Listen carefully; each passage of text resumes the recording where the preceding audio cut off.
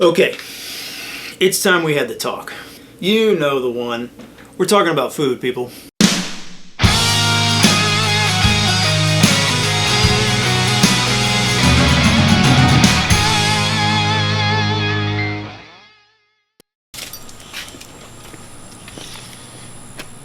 You ready to go?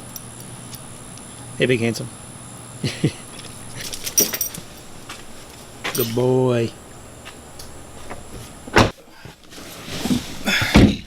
I've spent a lot of time trying to figure out exactly how I wanted to approach this topic. There's absolutely no way that you guys are going to want to see me sit in that studio and prattle on for hours about all of the topics involving food. So I figured in this particular circumstance, I would break this up into sort of like a mini-series. Now, the thing I want to make very clear here is that the purpose of this video is not to promote any specific brands or types of food. Obviously, that inserts some sort of bias, and that's not what I'm going for here. I want you to get a completely objective overview of how to determine if you're picking a good food.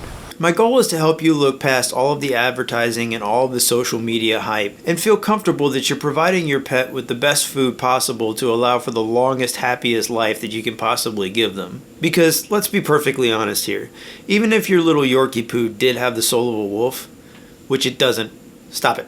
It most certainly doesn't have the GI tract of one. And let's put that little statement into perspective, shall we? Wolves out in the wild don't have near the lifespan that your little couch potato has. And a huge reason for that is because we can provide much better nutrition. So I guess if we're going to do this properly, we should start at the beginning.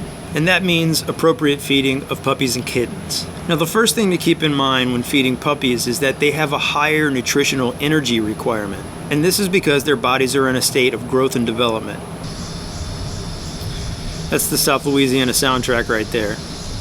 Hear those cicadas? That's what makes it kind of hard to film outside here in South Louisiana. I think I need to move this party inside. The cicadas are just so loud today.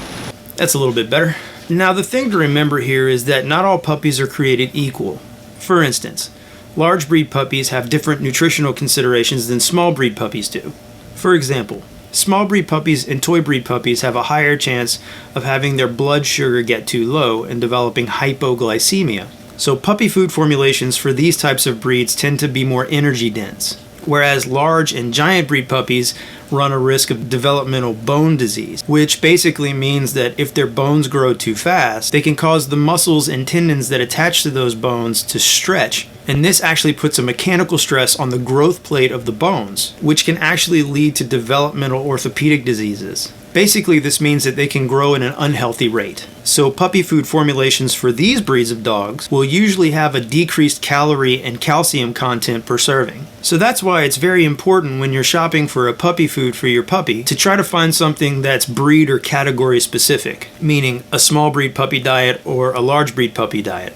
Now, if you have something that's in the middle, then you don't have to worry about getting something specific for these particular breeds. But you still want to make sure that it's a puppy food. Some people, if they already have an adult dog in the house, will just go ahead and feed the adult food to the puppy. Now, this doesn't necessarily mean that it's going to be horrible for the puppy. However, it's not specifically formulated for puppies, and so they may not be getting the maximum nutritional benefits. Now, some pet foods actually claim to be formulated for all life stages. That means that they're basically making the statement that the nutritional value of that food is good for everything from puppies and kittens all the way up to adults and seniors. If you're considering a food that's making this statement, I would recommend that you try to look a little bit further into the testing that they've done for that food. And if they can't make the statement that they've done feeding trials on the most stressful life stages, meaning the developmental stage, puppies and kittens, and pregnancy and gestation, then I would approach that food with a healthy amount of skepticism. Don't worry, I didn't forget about the kitty cats. Cats are what we call obligate carnivores. This means that they're primarily meat eaters and they have a really high protein requirement.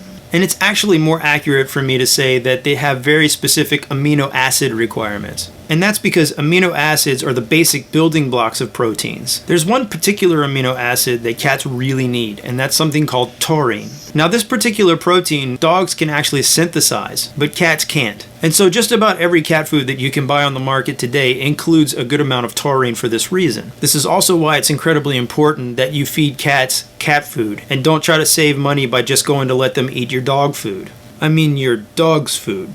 Like, if you have a dog, not your dog food, unless you actually eat dog food, which would be a little weird. But hey, I don't judge. Otherwise, you can cause some severe health problems in your cats. Other than that, feeding instructions for kittens is basically the same idea as feeding instructions for the puppies. They're developing, which means that they have higher energy requirements, which is why you should feed them a good quality kitten food. So that's part 1 of the food mini-series. I have a ton of other food related topics that I'll be tackling, so make sure you subscribe and turn on notifications if you want to catch those videos as they come out.